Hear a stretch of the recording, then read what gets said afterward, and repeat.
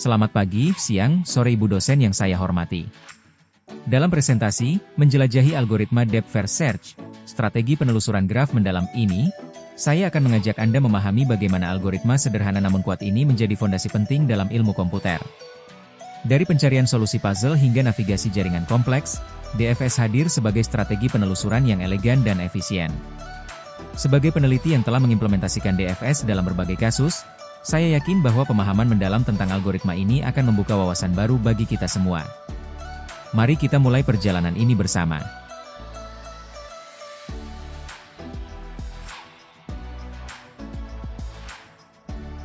Setelah menjelaskan latar belakang, mari kita lihat rangkaian pembahasan kita hari ini.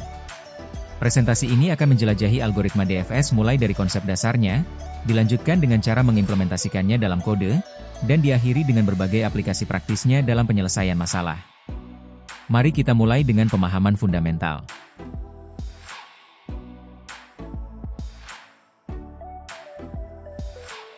Setelah memahami gambaran umum tentang algoritma pencarian, mari kita telusuri lebih dalam konsep dasar DFS.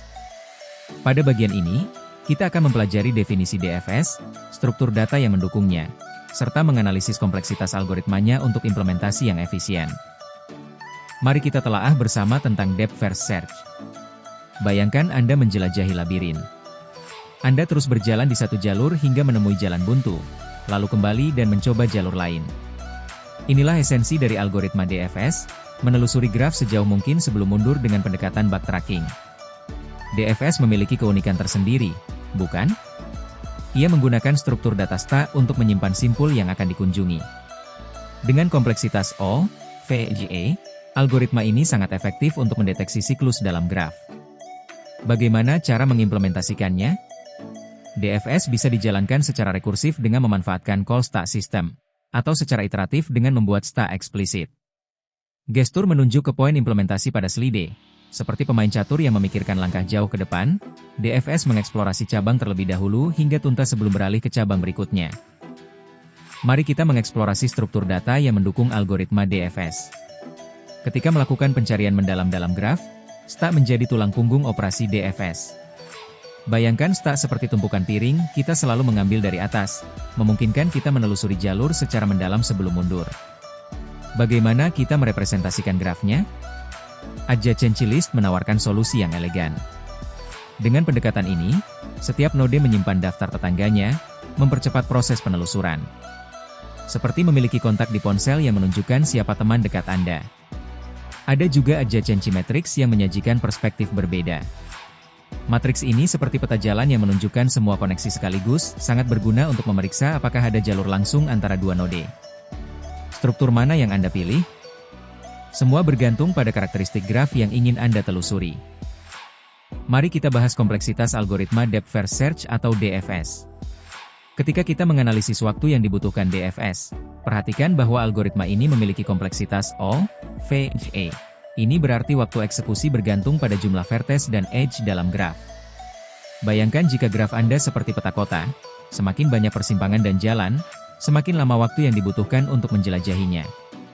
Berbicara tentang ruang memori, DFS membutuhkan ruang sebesar O, H, di mana H adalah kedalaman maksimum rekursi. Seperti apa artinya? Jika graf Anda sangat dalam, algoritma membutuhkan lebih banyak memori untuk menyimpan jalur yang sedang ditelusuri.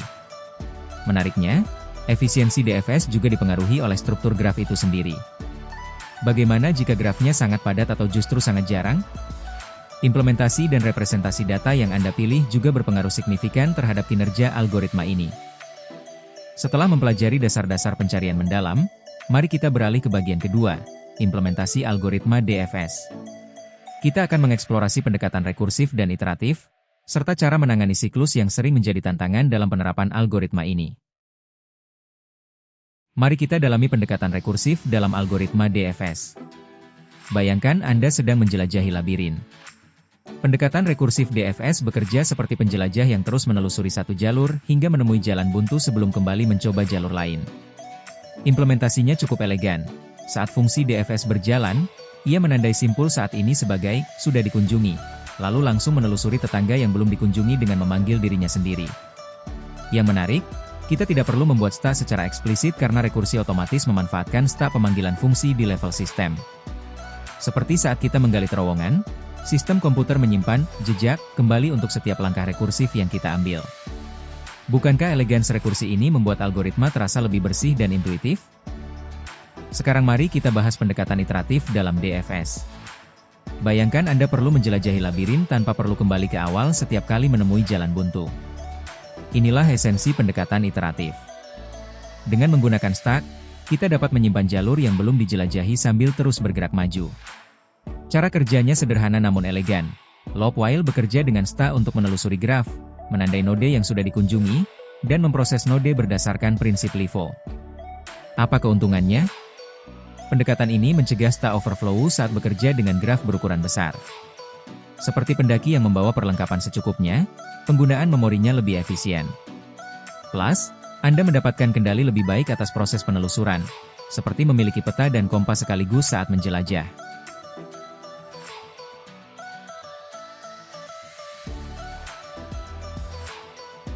Mari kita bahas tentang penanganan siklus dalam graf.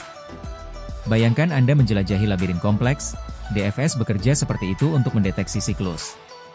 Ketika algoritma menemukan simpul yang sudah dikunjungi, ini pertanda adanya siklus.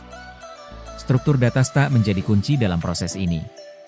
Seperti meninggalkan jejak remah roti di labirin, stak menyimpan jalur yang telah dilalui. Saat algoritma menjumpai simpul yang sudah ada di stak, voila, siklus teridentifikasi. Penemuan siklus memicu proses backtracking yang menarik. Algoritma mundur menelusuri jalur untuk mengidentifikasi semua simpul dalam siklus.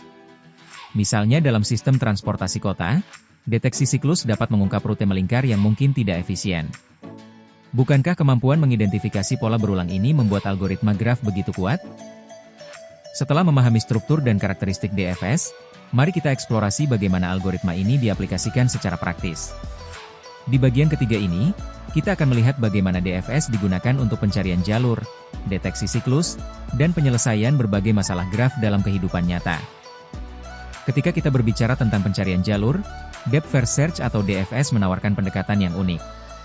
Bayangkan Anda berada dalam labirin, DFS beroperasi seperti penjelajah yang terus menelusuri satu jalur sampai menemui jalan buntu sebelum mundur dan mencoba alternatif lain. Di balik layar, DFS memanfaatkan struktur data stak untuk melacak perjalanannya. Seperti kita yang meninggalkan jejak saat menjelajahi gua, stak menyimpan node-node yang perlu dikunjungi, memastikan eksplorasi mendalam terjadi terlebih dahulu.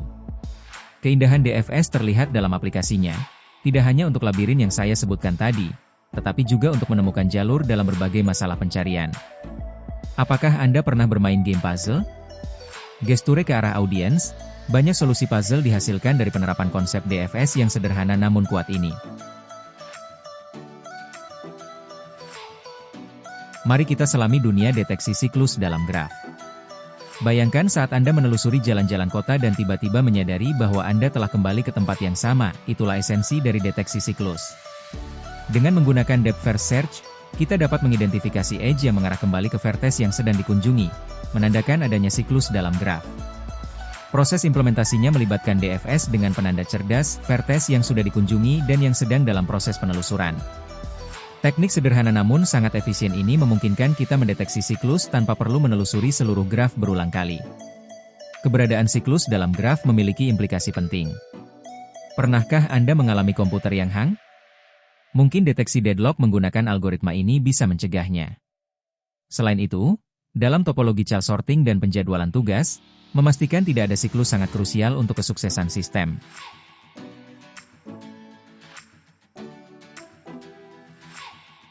Mari kita jelajahi dunia algoritma Depth First Search dalam penyelesaian masalah graf.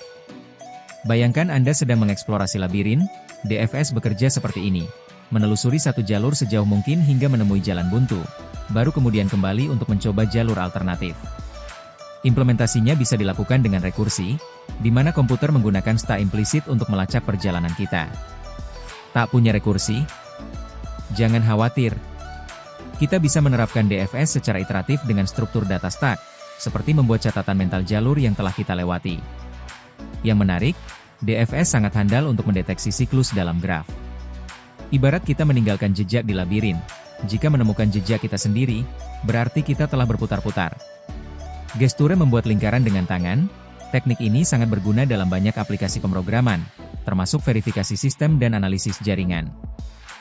Saya harap presentasi ini telah memberikan pemahaman yang jelas tentang betapa pentingnya DFS sebagai fondasi dalam penyelesaian berbagai masalah komputasi. DFS bukan sekadar algoritma, tetapi alat yang ampuh dalam arsenal kita sebagai pemecah masalah. Terima kasih atas perhatian dan partisipasi Anda semua. Mari terus eksplorasi dan implementasikan algoritma ini dalam tantangan komputasi yang Anda hadapi. Karena dalam setiap kedalaman pencarian, tersembunyi solusi yang menunggu untuk ditemukan.